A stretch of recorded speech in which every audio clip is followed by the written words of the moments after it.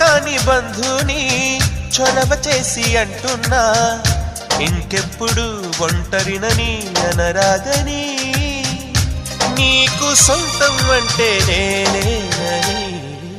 కొమ్మ కొమ్మ విన్నావమ్మ కోయిల వస్తుంది, వస్తూ వస్తూ తనతో వెన్నెల వెలుగులు తెస్తుంది. ఏవమ్మ మరుమల్లి తోరణాలు కడతావా, చిలకమ్మ ఎదురేగి స్వాగతాలు చెబుతావా, పూల పొగరిల్లేరా రమ్మందని. విన్నానమ్మ